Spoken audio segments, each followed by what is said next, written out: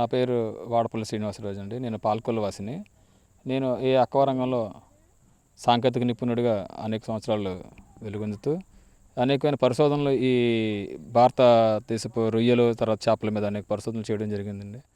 అట్లాగే ఏంటంటే ఈ భారతదేశపు మత్స్య పరిశ్రమకు సంబంధించి అనేకమైన సాగు పద్ధతులు అవలంబించడంలో ఎదురగలుగుతున్న సమయంలో మొట్టమొదటిగా ఏంటంటే ఇంతవరకు జరుగుతున్న విధి విధానాల ప్రకారం రొయ్యకి కానీ చేపకు కానీ పిల్లెట్ ఫీడ్ ఎస్పెషల్లీ ఏంటంటే రొయ్య వరకు అయితే పిల్లెట్ ఫీడ్ వాడకం జరిగింది. ఈ పిల్లెట్ ఫీడ్ కూడా అంటే దానా కణికలతో కూడిన దానా. ఈ దానా ఏంటంటే చేపల తాలూకా పొడి తర్వాత అనేకమైన మిశ్రమాలతో కూడిన ఒక యానిమల్ ప్రోటీన్తో కూడింది ఒక పద్ధతిలో జరిగింది ఇంతవరకును. అయితే ఏంటంటే మొట్టమొదటిగా మన భారతదేశంలోని రొయ్యల సాగు మొట్టమొదటి మొనోడోన్ అంటే బ్లాక్ టైగర్తో స్టార్ట్ అయింది. అది ఆశాజనకంగా ఉన్నతో అనేక మంది ఈ పరిశ్రమలోకి ఎంటవడం జరిగింది. తర్వాత కాలంలో ఏంటంటే అనేకమైన ఒడిదుడుకుల్లోనే ఈ పరిశ్రమ అనేకమైన విపరీతమైన పెడధోరణలు పెరగడం వల్ల సాగు పద్ధతుల్లో ఈ మేతల వినిమయం కానీ లేకపోతే విచ్చలవిడిగా ఈ కెమికల్స్ మందుల వినిమయం వల్ల దానికి వైట్ స్పాట్ అనే జబ్బు రావడంతో అనేకమైన అతలాకుతలంలోనే ఈ పరిశ్రమ కుదేలైపోయింది. ఆ పరిస్థితుల్లో ఈ రొయ్యల సాగు ఒక రకమైన నిరాశజనక పరిస్థితిలో కూరుకుపోతున్న సమయంలో వనామీ రొయ్య అనేది ఒక కొత్త స్పీసీస్ ఇది. ఈ స్పీసీస్ భారతదేశంలోకి భారత ప్రభుత్వం తీసుకురావడం జరిగింది. ఇది ఏంటంటే రోగరహిత వ్యాధిరహిత జన్యుపరంతో తయారు చేయబడిన ఒక రకమైన స్పీసీస్ ఇది. అయితే ఈ ఎల్బనామీ మొట్టమొదటి భారతదేశానికి వచ్చిన సమయంలో చాలా ఆశాజనకంతో రైతులకి విపరీతమైన లాభాలు చేకూర్చడం జరిగింది ఈ సాగు. కానీ 2-3 సంవత్సరాల్లోనే అనంత సాగు పరిధిలోనే మరలా ఏ తప్పులైతే మనం బ్లాక్ టైగర్లో చేసామో అదే తప్పులు మళ్ళీ వనామీ కల్చర్లో చేయడం వల్ల ఇది కూడా ఈ వైట్ స్పాట్ జబ్బులు తర్వాత ఈహెచ్పి ఈఎంఎస్ అనేకమైన రకరకాల రోగాల బారిన పడి రైతుని కుదేలు చేసేస్తుంది ఇది కూడా ఈ సాగు కూడా.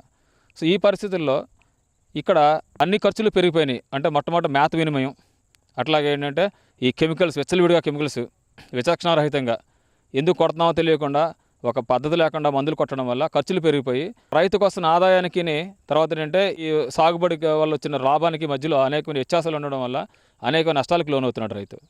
ఈ పరిస్థితుల్లో దీనికి ఒక పరిష్కార మార్గం సూచించే దిశగా ప్రభుత్వాలు ప్రయత్నం చేయాలి. కానీ ఏంటంటే ఇదే యాంటీబయాటిక్స్ వాడద్దు అంటున్నారు. యాంటీబయాటిక్స్ వాడడం ఒకటే కాకుండా అనేకమైన పరిశోధనలు చేయాల్సిన అవసరం దీంట్లో ఆవశ్యకత ఉంది. సో దీన్ని దృష్టిలో పెట్టుకొని నేను గత 5 సంవత్సరాలుగా అనేకమైన పరిశోధనలు చేసి ఈ రొయ్యల సాగులో మొట్టమొదట వినిమయం అంటే ఖర్చు తాలూకా దాన్ని ఎంత తగ్గించుకుంటే అదే లాభం రైతుకి. ఈ తగ్గించుకోవడం ప్రాసెస్లో ఒకటి కెమికల్స్ని ఆపడం, రెండు ఏంటంటే విచ్చలవిడిగా వాడుతున్న మందుల్ని అనవసరంగా వాడుతున్న రోగకారకాలకి ఏదైతే వాడుతున్నామో అది నిర్ధారణ కాని మందులు ఏదైతే వాడుతున్నామో దాన్ని ఆపడం. మూడేంటంటే మేతకు ఎక్కువ ఖర్చు అవుతుంది కాబట్టి దాన్ని సబ్స్టిట్యూట్ అంటే దానికి ప్రత్యామ్నాయ పద్ధతులను ఎత్తుక్కోవడం అనేది పద్ధతి ఒకటి వెతకడం జరిగింది. సాధారణంగా రొయ్యల సాగు చేసేటప్పుడు సీడ్ వదిలే ప్రాసెస్ నుంచే దీనికి 2 ఏళ్ల మధ్యలో అత్యంత వ్యత్యాసం ఉంటుందండి. ఎందుకంటే మొట్టమొదటి రొయ్యల సాగులోని అదరాబదరాగా ఒక వారం రోజుల ముందు స్టార్ట్ చేసి వాటర్ తోడి ఏ కెమికల్స్ అంటే ఉజ్జాయింపుగా ఏంటంటే ఈ మధ్య మరీ బరి తగ్గించి నువాన్లు తర్వాత రోడోలు ఏదైతే పురుగులు పోవడానికి లేకపోతే చేరులో వాడుకుంటున్నామో ఆ మందులు కూడా కొట్టడం జరుగుతుంది. ఇది ఖచ్చితంగా ఏంటంటే మానవాళికి అత్యంత ప్రమాదకరమైనది. అది కొట్టిన తర్వాత బ్లీచింగ్ కొడుతున్నారు, క్లోరిన్ కొట్టిన తర్వాత ఏంటంటే జనరల్గా ఈ ప్లాంటేషన్ కోసం ఏంటంటే మినరల్స్ తర్వాత మైక్రోన్యూట్రియంట్స్ క్లోరైడ్స్ అవి కొట్టుకొని కలర్ని రప్పించి తర్వాత సీడ్ సాగు చేస్తారు. అయితే సహజ సాగులో దీనికి భిన్నంగా ఇటువంటి నువాన్ కానీ లేకపోతే బ్లీచింగ్లు కానీ ఎటువంటి కెమికల్స్ కానీ కొట్టడం జరగదు. ఏమైనా ప్రత్యామ్నాయమైన చేపలు కానీ ఏమైనా ఉంటే దానికోసం టీసీడ్ కేక్ ఒకటే కొడతాం మేము. అదేంటంటే ఆర్గానిక్ కాబట్టి ఇబ్బంది కాదు. తర్వాత మినిమం 15 రోజులు టైం తీసుకుంటాం. మొట్టమొదటి వాటర్ పెట్టిన వెంటనే ఖచ్చితంగా ఒక ఎకరానికి 300 కేజీలు పచ్చి తౌడుని చిమ్మడం వల్ల అలాగే ఏంటంటే ఆవు పేడ లేకపోతే ఏంటంటే వెర్మి కంపోస్టు ఇవి చల్లడం వల్ల నేల గుల్లబారడంతో పాటు నేలలో ఉన్న సహసిద్ధమైన జీవులు ఏదైతే సహాయపడతాయో ఈ రొయ్య సాగుదలకి అవన్నీ కూడా అత్యంతకమైన బలం సంతరించుకొని పుట్టడం జరుగుతాయి. అత్యధికమైన ప్రమాణాలతోటి ఏదైతే ప్రమాణాలతో పుట్టడం జరుగుతుందో రొయ్య మొట్టమొదటి చిన్నపిల్లప్పుడు ఖచ్చితంగా దాని ఇష్టమైన ఆహారంగా తీసుకుంటుంది, వేటాడి తీసుకుంటుంది. కాబట్టి అది మొట్టమొదట మనకి మేత వినిమయం తగ్గడంతో పాటు అట్లాగేంటంటే ఆరోగ్యకరమైన పద్ధతి అలాగేంటంటే కెమికల్స్ రహిత పద్ధతి ఇది. సో దీనికి దానికి అత్యంత వ్యత్యాసం ఉంది మామూలు సాగుని ఆర్గానిక్ సాగుని. ఇది ప్రకృతి మీద ఆధారపడిన సాగు కాబట్టి ఇది ప్రకృతి సిద్ధంగానే ఉంటుంది. ఇది అట్లాగేంటంటే కెమికల్స్ ఏమి వాడడం జరగదు దీంట్లో యాక్చువల్గా ఏంటంటే ఈ పద్ధతిలో దీనికి ఒక అమృతాహార సాగు అని పేరు పెట్టడం జరిగింది. అంటే ఆర్గానిక్ కల్చర్, అంటే జీవ క్రియలతో కూడిన, జీవ పరిణామ క్రియలతో కూడిన సాగు ఇది. ఇది ఏదైతే రొయ్య ఇష్టంగా ఉంటుందో ఆహారాన్ని అది ఇవ్వడం జరుగుతుంది దీంట్లోని. అంటే ఏంటంటే రొయ్య మొట్టమొదటగా ఈ ఫిల్లెట్ ఫీడ్స్ అయ్యి లేని టైంలో ఖచ్చితంగా అది ఏంటంటే నేచురల్గా ప్రకృతి సిద్ధమైన ఆహారం మీద ఆధారపడి ఉంటుంది. దానికి కావాల్సిన కోపిపాడు, అంటే లోపల జీవులు ఉంటాయి, కోపిపాడు, డాఫ్నియా, మొయినా, అట్లాంటి రోటిఫరస్ వంటి జీవులు ఉంటాయి. వీటిని రొయ్య ఇష్టంగా తింటుంది, విపరీతంగా ఇష్టంగా తింటుంది. సో వాటిని ప్రొడ్యూస్ చేయడం వల్ల మొట్టమొదటగా న్యాచురల్ పత్తిలో అది దాని మీద ఆధారపడేటట్టు చేయగలిగితే కొంత ఖర్చు తగ్గుతుంది, మేత ఖర్చు అని ఒక ఆలోచనతోటి దాని పరిశోధనలు చేయడం జరిగింది. దానికోసం ఏంటంటే ఈ చెరువులోని మొట్టమొదటిసారిగా మనకి అది పుట్టాలంటే ఏం చేయాలి అన్నదానికి ఒక పద్ధతి ప్రకారం మొట్టమొదట జనరల్గా ఏంటంటే రొయ్యల సాగులో నార్మల్గా చేసుకెళ్ళిపోతుంటారు. కానీ అట్లా కాకుండా దీనికి తౌడుని చల్లడం వల్ల దాని కానీ, లేదంటే ఆవు పేడని చల్లడం వల్ల కానీ, సేంద్రీయ పత్తిలో చేయడం వల్ల మొట్టమొదటగా ఏదైతే జీవాహారం మనం అనుకుంటున్నామో ఏదైతే క్రిములు చెప్పానో అవన్నీ ఉత్పత్తి చేయడం జరుగుతుంది. ఈ ఉత్పత్తి చేసే ప్రక్రియలో ఇది కంప్లీట్గా కెమికల్స్ రహితంగా జరుగుతుంది. కాబట్టి ఇది ఒక జీవాహార సాగునే మనం చెప్పొచ్చు. అట్లా ఆర్గానిక్ పద్ధతి ఇది. సో దీంట్లో మొట్టమొదట బేసికల్గా ఎప్పుడైతే మనం ఈ పిల్లెట్ ఫీడ్ని మనం వాడడం ఆపుతుండడం జరుగుతున్నామో దానికి ప్రత్యామ్నాయంగా రొయ్యకి కావాల్సిన బలవర్ధకమైన ఆహారం ఇవ్వాలి. కాబట్టి 2 పద్ధతులు ఎంచుకోవడం జరిగింది. ఒకటి ఏంటంటే తౌడు, పచ్చి తౌడు, 2 సోయా అత్యధికమైన ప్రోటీన్ శాతం కలిగిన ప్లాంట్ ప్రోటీన్ ఇది ప్లాంట్ ప్రోటీన్కి యానిమల్ ప్రోటీన్కి తేడా అంటే నార్మల్ సాగులో, రొయ్యల సాగులో యానిమల్ ప్రోటీన్ వాడతారు. సో దీనికి తేడా ఏంటంటే ఒకవేళ ఇది వేస్ట్ అయినా కూడా రొయ్యకి హానికరమైన విషవాయువులు కానీ, లేకపోతే మిగిలిన ఈ హానికర బ్యాక్టీరియాలు కానీ వృద్ధి చెందే అవకాశం దీంట్లో తక్కువ ఉంటుంది. కాబట్టి దీన్ని ఎంచుకోవడం జరిగింది. సో ఇది ప్రాసెస్ చేయాలంటే దీని ప్రాసెస్ మామూలుగా తౌడేసినా లేకపోతే మామూలుగా సోయా వేసినా కూడా అది అంత బలవర్ధకం కాదు. కేంద్రీకరణ పత్తిలో ఒక సెంట్రలైజ్ పత్తిలో చేయడం జరిగితేనే అది ఖచ్చితంగా ఒక సంతులిత ఆహారంగా తయారవుతుంది అనే ఒక ప్రాసెస్ తోటి మొట్టమొదటిగా దీన్ని ఫెర్మెంటేషన్ చేయడం జరిగింది. ఫెర్మెంటేషన్ కూడా అలాంటి సెంట్రిఫ్యూగల్ ఫోర్స్, అంటే ఈ తౌడులో కానీ లేకపోతే ఏంటంటే ఈ సోయాకి కానీ డిఫరెంట్ అంటే తౌడు అనేది ఈ వాటర్ కండిషనింగ్ కానీ, లేకపోతే జనరల్గా pH ఇవి ఒక క్రమబద్ధీకరణ చేసుకుంటూ ఆరోగ్యకరమైన వాతావరణాన్ని నీటిలోని మెయింటైన్ చేయడం కోసం తౌడుని వాడతాం.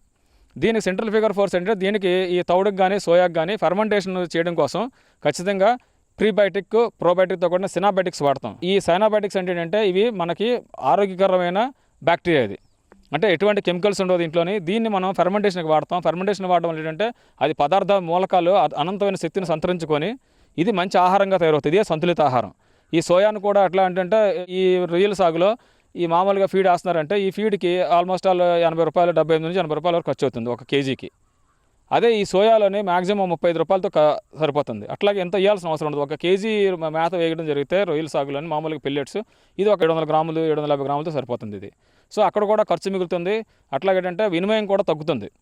దీన్ని అయితే ఏంటంటే సెంట్రిఫ్యూగల్ ఫోర్స్ అప్లై చేసి దీన్ని సంతులిత ఆహారంగా తయారు చేయడం కోసం అట్లాగేంటే టోటల్గా మా అనుభవపూర్వకంగా తెలుసుకున్న సత్యం ఏంటంటే 1 కేజీ రొయ్యకి మ్యాక్సిమం 180 రూపాయలు ఖర్చు అవుతుంది. మొత్తం మేతకు కానీ, లేకపోతే వర్కర్స్ కానీ, లీజు కానీ, కరెంట్ కానీ అన్నీ కలుపుకుంటే. అదే నార్మల్ సాగులో ఇదే ఖర్చును చూసుకుంటే 300 నుంచి 300 రూపాయల వరకు ఖర్చు అవుతుంది. ఖర్చుల్లో అయితే తేడా ఉంటుంది కానీ దిగుబడిలో ఎటువంటి వ్యత్యాసం ఉండదండి. ఏ నెంబర్ అయితే మనం మామూలు సాగులో వేస్తామో నార్మల్ సాగులో అదే ఆర్గానిక్ సాగులో కూడా అంతే నెంబర్ వేసుకోవచ్చు.